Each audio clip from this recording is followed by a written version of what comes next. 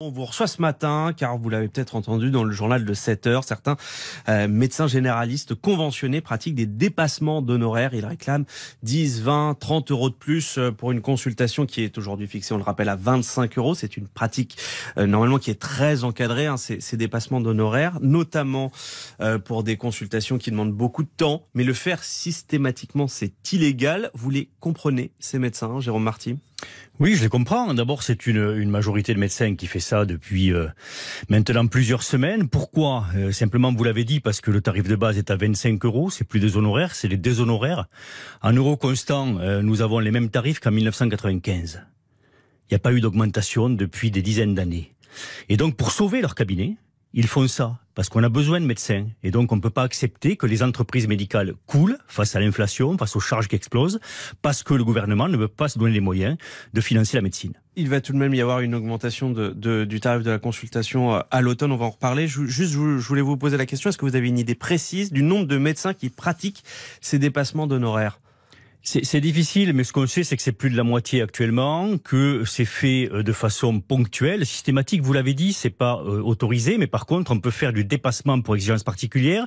Chaque fois qu'un patient vient pour plusieurs motifs, chaque fois qu'une consultation s'éternise, chaque fois qu'un patient vient en dehors des heures, enfin, il y a de multiples motifs. Et puis, il y a des hors nomenclatures, les certificats de sport, les certificats pour assurance, etc., où on peut tout à fait tarifer au-delà des 25. Et c'est parfaitement compris par les patients. On ne voit pas de patients qui refusent ou qui... Ils n'ont pas peur de perdre leur patientèle ? Non, absolument pas. Les patients comprennent. Les patients, c'est les premiers à monter en ligne quand ils voient que le gouvernement nous alloue grassement 1,50 € d'augmentation pour passer à 26,50 €. L'immense majorité des patients nous ont dit, mais enfin, c'est scandaleux. Cette hausse, elle résulte donc de négociations qui ont malheureusement échoué l'hiver dernier. Ensuite, on a eu cette annonce d'une hausse d'1,50 €, donc une consultation à 26,50 € à partir de cet automne. Ça représente tout de même une hausse de 6%. C'est peu ou prou l'inflation. Non, il faut comprendre que c'est 1,50 € sur 5 ans. Une négociation, des négociations conventionnelles, la convention dure 5 ans. Donc quand on nous dit qu'on augmente de 1,50 €, c'est 1,50 € pour 5 ans. Donc c'est bien moins que 6%. Et c'est une insulte énorme et un mépris total pour ce qu'est la médecine de ville aujourd'hui. Enfin, on ne peut pas accepter qu'un médecin qui a fait 10 ans d'études, qui est un des derniers ciments sociétal, qui tient la société à bout de bras, qui est devant les plus grandes misères, les plus grandes difficultés, soit payé 25 €. Enfin, je veux dire, c'est le plus bas de la moyenne européenne. C'est une honte pour un pays occidental comme la France, quoi. C'est une hausse qui a été accordée en attendant de nouvelles négociations qui doivent s'ouvrir avec le gouvernement. Est-ce qu'on sait quand est-ce qu'elles vont s'ouvrir, ces discussions ?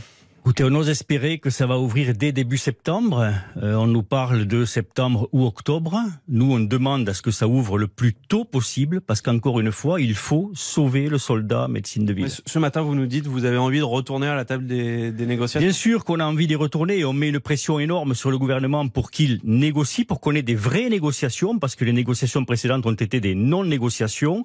Et donc, on annonce un grand mouvement le 13 octobre. On a commencé un mouvement de déconventionnement collectif, où des milliers de médecins se mettent à l'intérieur pour dire attention, si vous ne bougez pas, si vous voulez faire sans nous, on fera sans vous. Jérôme Marty, vous avez un nouveau ministre de la Santé, ce n'est plus François Braun. François Braun qui a donc piloté les dernières négociations, c'est maintenant Aurélien Rousseau. Il connaît bien le secteur puisqu'il a dirigé l'Agence régionale de santé d'Île-de-France. Est-ce que vous lui faites confiance ? J'ai pas pour habitude de taper sur les gens quand ils n'ont pas commencé. Et pour l'instant, Aurélien Rousseau n'a pas commencé. On n'a pas eu de contact avec lui. On attend qu'il nous appelle, on attend qu'il nous donne des rendez-vous. On ne demande que ça. Et puis on verra à l'usage, quoi. Et on verra à l'usage comment cela se passe. Moi, je lui fais confiance. Il a plutôt bien géré l'ARS pendant la Covid. Ça a été une des rares ARS qui a plutôt bien marché. Tout n'a pas été parfait, mais ça a plutôt mieux marché qu'ailleurs. Donc ça veut dire qu'il sait naviguer en terre inconnue. Et c'est ça qu'on lui demande. Et vous allez rester sur vos positions ? Est-ce que vous allez continuer de réclamer cette consultation à 50 €? Alors, à 50 €, vous savez que nous, on a toujours dit, c'est un point sur l'horizon. C'est-à-dire qu'on dit, il faut rejoindre la moyenne européenne et il faut le faire en contractualisant pour qu'en quelques années, nous y arrivions. Nous ne pouvons pas être à la traîne des autres pays européens. Nous ne pouvons pas, encore une fois, avoir des déshonoraires. Il faut que les médecins aient des actes valorisés à la hauteur de leur valeur. Et pour cela, la France doit s'en donner les moyens. Elle doit investir, comme elle ne l'a jamais fait, dans la médecine de ville, parce que seule la médecine de ville peut sauver l'hôpital. Si la médecine de ville va bien, l'hôpital va bien. Si la médecine de ville va mal, à l'évidence, l'hôpital va mal. Jérôme Marty, il y a aussi la question des arrêts maladie. En 10 ans, ils ont explosé, hausse de 30% environ. Bercy veut serrer la vis. Cet été, l'assurance maladie contrôle les médecins. On en a 5000 qui ont déjà été épinglés pour des prescriptions jugées abusives. Comment d'abord vous expliquez cette hausse des arrêts maladie ?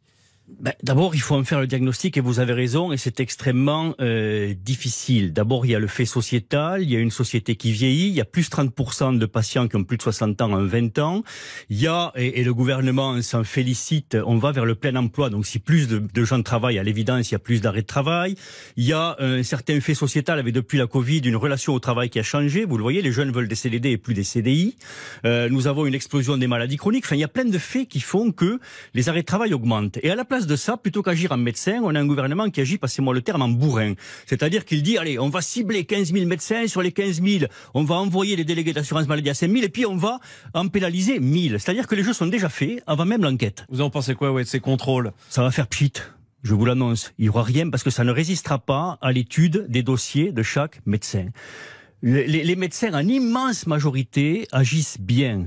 Et l'arrêt de travail, je le rappelle, est un traitement. Quand on demande à un médecin, vous allez modérer vos arrêts de travail, vous allez me diminuer de 30% vos arrêts de travail. Ça veut dire qu'on lui dit, coucou, lève ton stylo et ne prescris plus. Ce qui veut dire qu'il voit le patient en face de lui, non plus comme un malade, mais comme un inducteur de dépenses ou de pénalisation vis-à-vis de lui.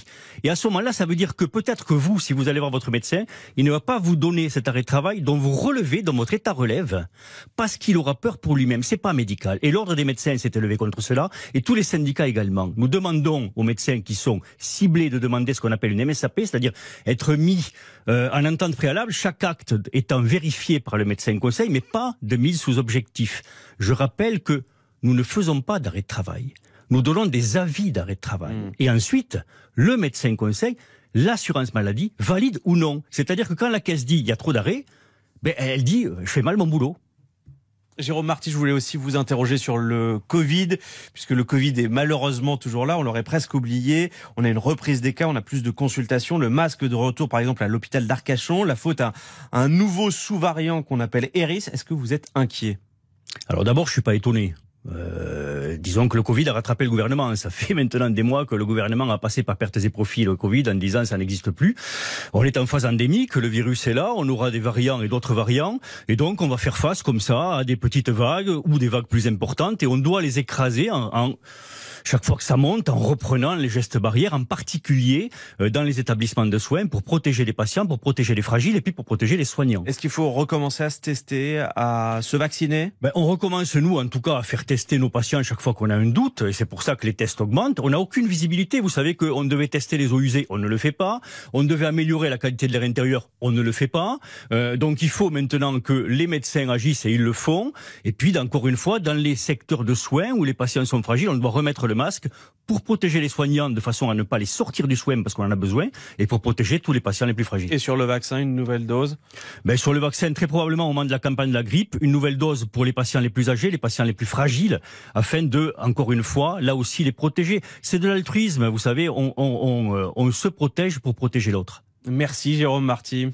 Merci à vous. Merci d'avoir répondu aux questions de RTL ce matin. Je rappelle que vous êtes le président de l'Union française pour une médecine libre.